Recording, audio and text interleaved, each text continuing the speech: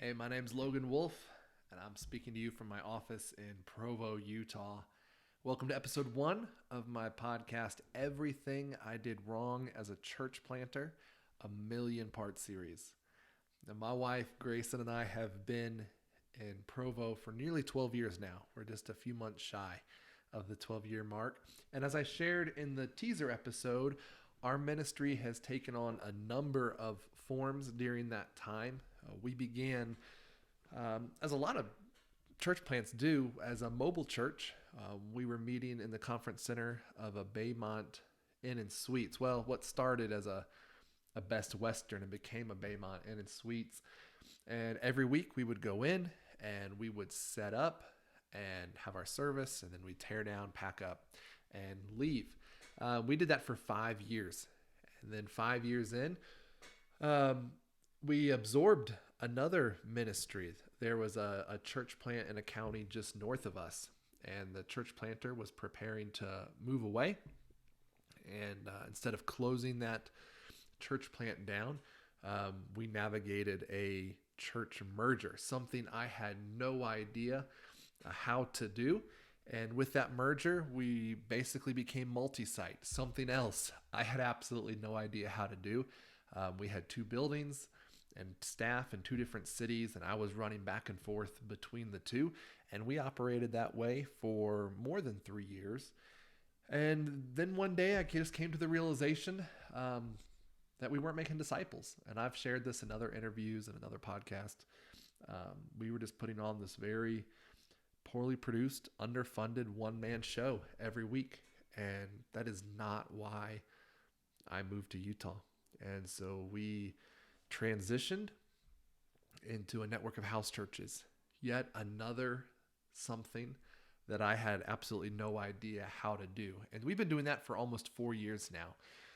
My goal with this podcast is to talk back through all of that, to just share and rehash everything in order to point out to you what I would do differently if I was pursuing the same courses of action, those same methodologies, like what I would do differently if we were doing the launch model again, or mobile church again, or multi-site again, or whatever, as well as what I would do differently if I was starting from scratch, having experienced all that and knowing everything I know now, basically just what I would do completely differently. And my hope my hope in talking back through this is to save you, if you want, some of those missteps that I've made along the way, as well as to save you some of the frustration and the heartache and the tears, the hurt that I've gone through these last 12 years,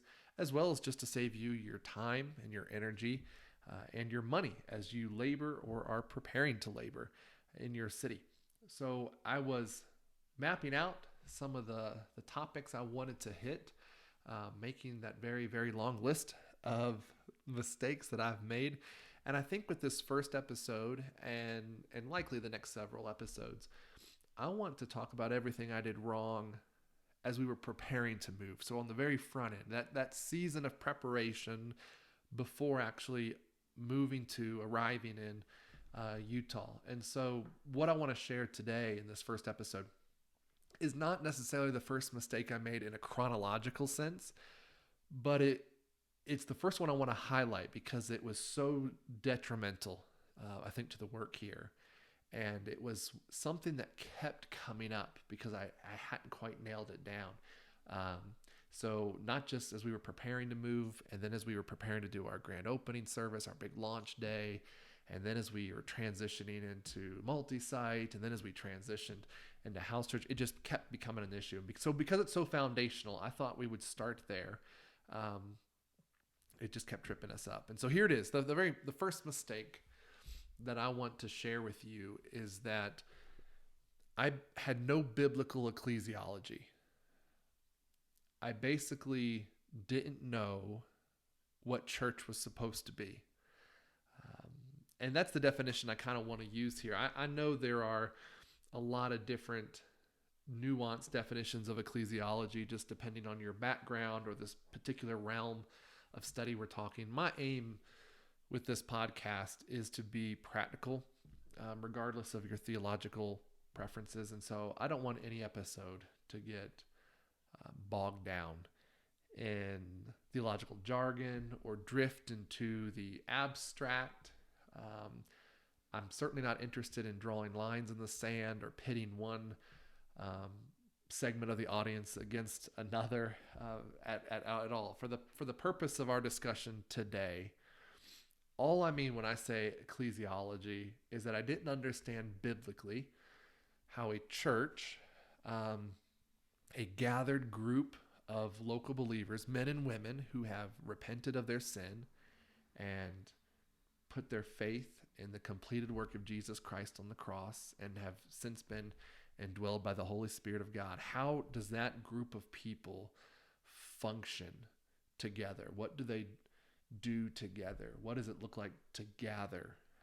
And because I didn't know the answer to that, because I didn't know how a church was supposed to function, I didn't have this clear target to aim for as we were getting started. I didn't have this picture that I could hold up and assess our ministry as we got underway. Like, are we going in the right direction? My understanding of church was derived by observation, and what I was observing was just largely personal preferences and traditions. Now, there are pastors in my family. There's uncles and a grandfather, all on my mother's side.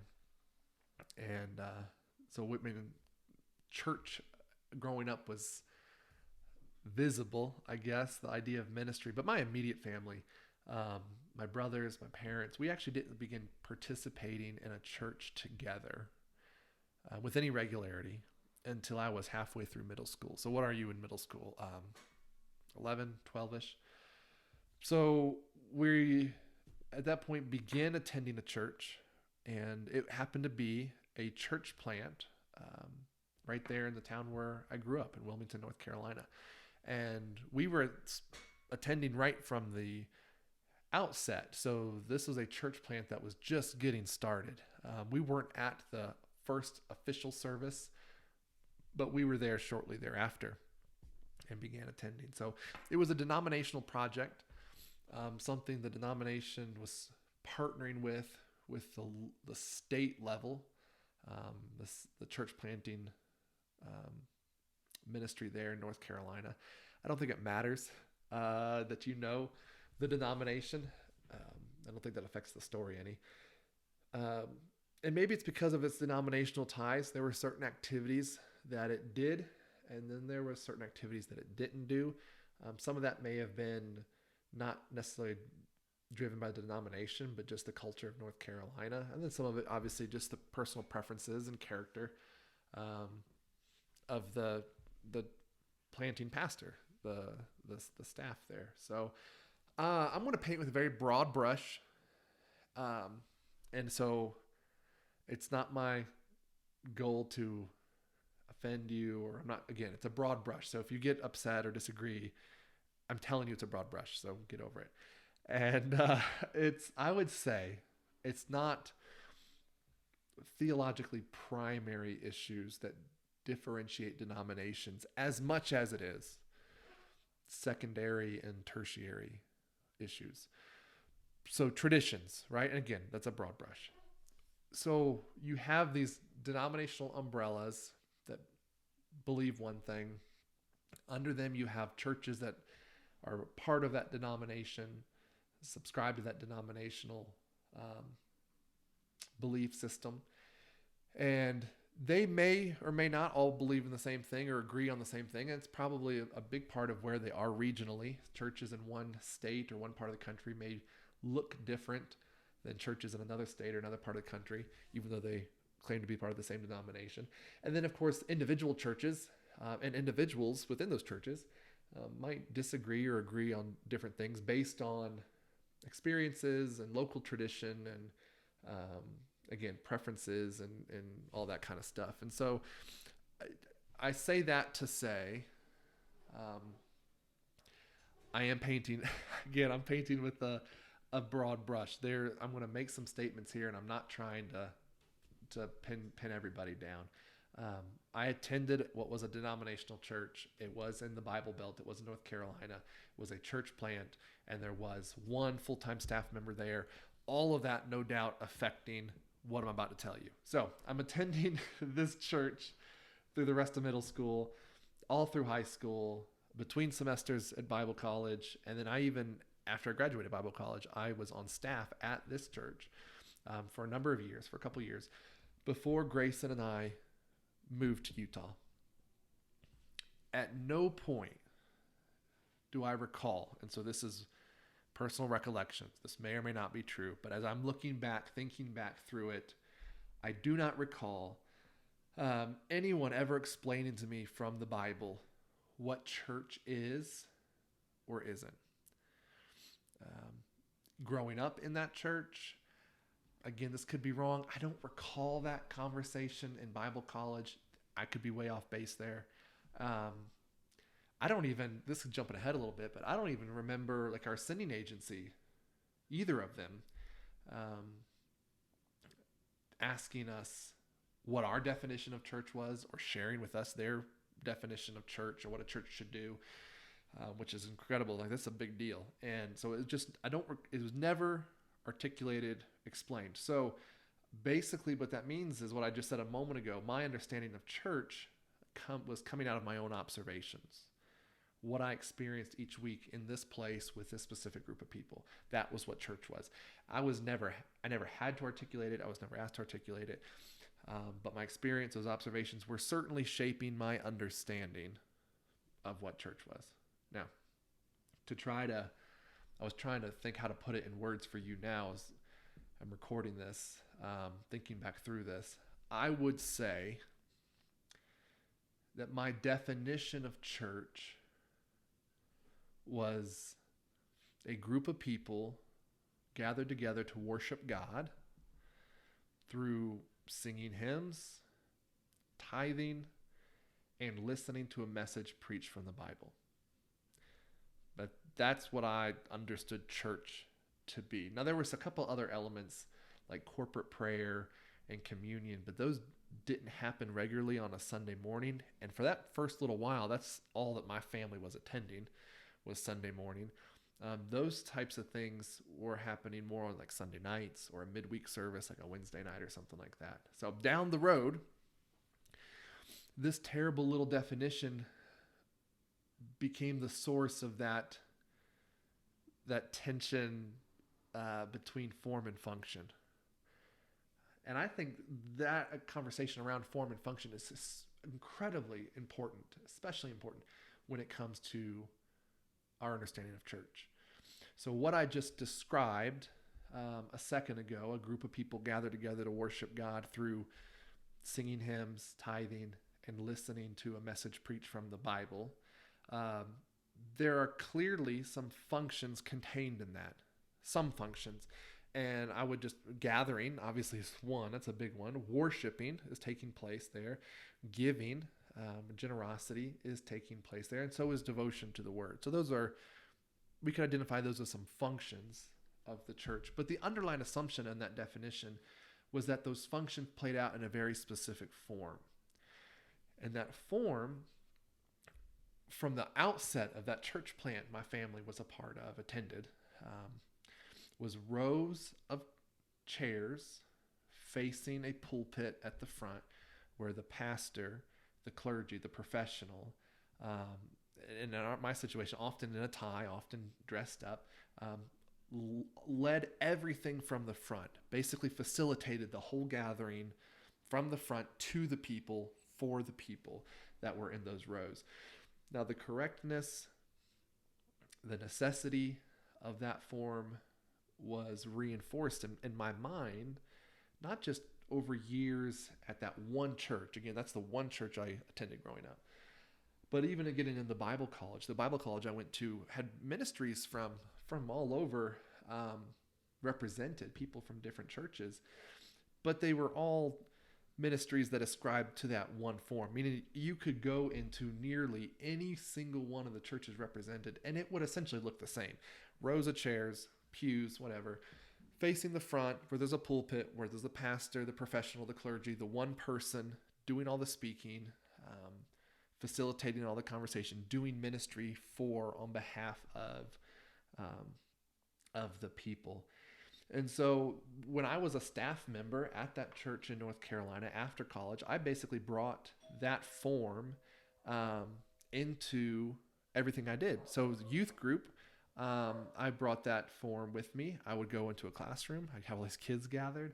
I'd set up the chairs and rows. I'd put the podium at the front. They'd come in. I'd do all the talking. I'd do all the speaking. I'd do it like at them, for them. With the same thing, even as we come here, we're preparing for our grand opening service, our launch service. We have this conference center, completely empty room. We could do anything we want with it. And what do? We set it up in rows, put a podium at the front, and when people came in, I did all the speaking. I did the ministry on their behalf for them. In fact, if you're watching this on the YouTube channel, I have at least one picture in my mind that I can throw up there to kind of show you what I'm talking about. Just how we set up for that service. So I'll put that picture on there. When we went into the multi-site, the buildings, again, could set up any way we want. We set up in rows, podium up front. I'm one person doing all the speaking. We did these other Bible studies and even did this worship service in a nursing home for a long time.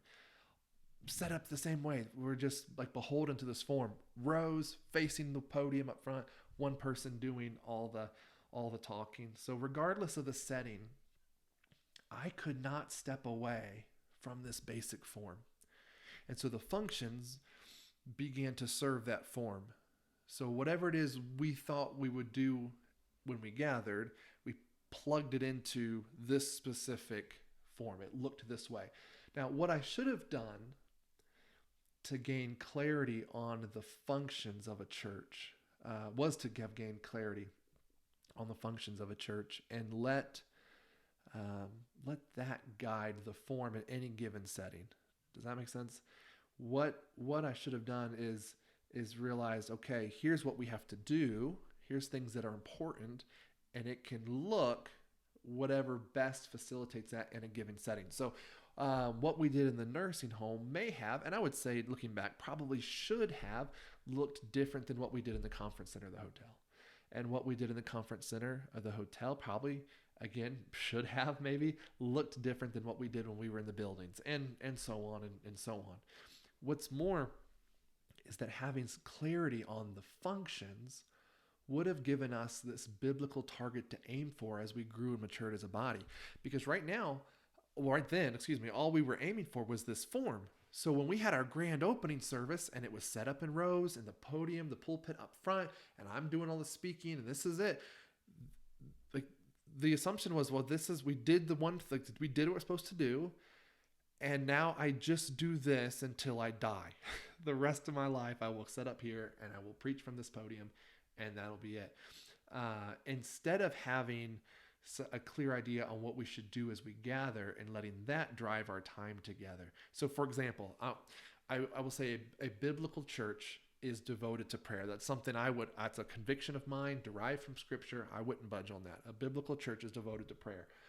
So a question I could have asked in the weeks or the months following our grand opening service could have been, how can we teach on prayer? How can we instill a biblical understanding of prayer? All right. How could we incorporate prayer into our gatherings? How can we involve more people in prayer when we gather? Like, those are questions about function that would move us towards maturity and health, right? I think clarity on those functions would also have given us a biblical means of assessment at different times, whether that's an assessment, week to week as we're preparing for the next Sunday, or an assessment at the end of the year, looking back over a season of ministry, an assessment as we're transitioning from mobile church to multi-site to house churches. We could have asked questions. We have this picture of what we should be doing, and we can now hold it up to what we are doing or what we have done. So again, using prayer as the example, if it's a necessary function, I could have asked, are we a people of prayer? If someone was to come in and observe our service, would they say we are devoting ourselves to prayer when we gather? I could have asked, does everyone who gathers with us regularly, do they understand what prayer is? Do they know how to pray for themselves?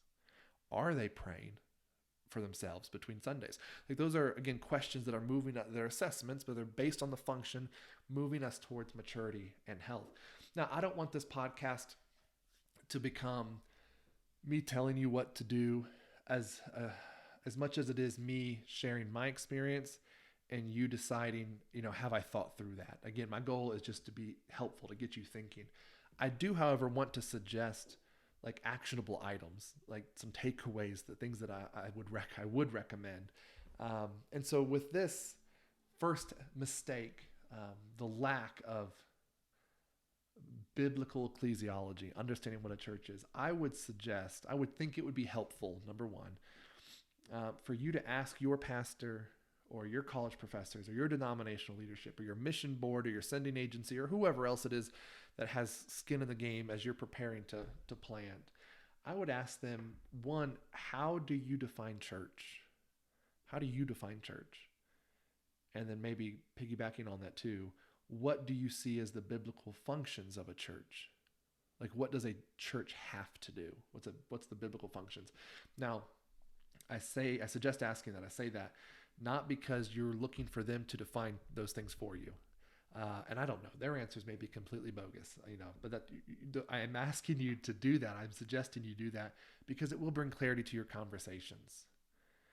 It'll keep you from talking past each other. When they know, what you mean by church and you know what they mean by church, it will make the conversations a lot smoother. If they're talking about planting a church, starting a church, launching a church, multiplying churches, what do they mean by that versus what do you mean? And so again, keep you from talking past each other. The second suggestion I want to make here is I suggest you or you and your team spend some time walking through the Word in order to get a working biblical understanding, not just of what, or rather who the church is, but also what the church does, what those functions are. Again, there's so many activities a church can give itself to. Not all of them are important. Not all of them are biblical.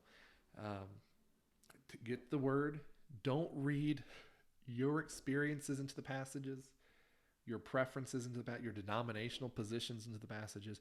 Just let the Word speak for itself. I think a good exercise would be going through the Gospels.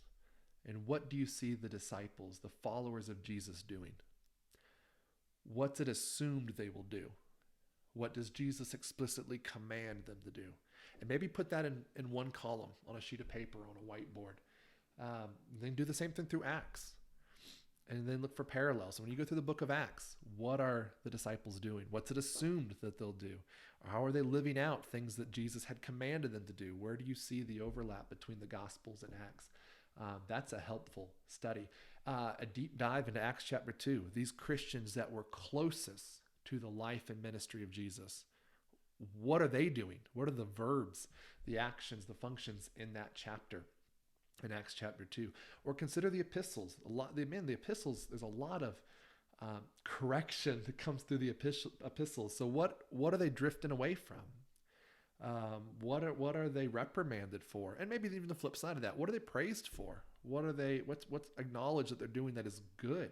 I would write those things down as well. And then step back and say, okay, how does this jive? How does this compare to what I've always believed or always been told or always thought?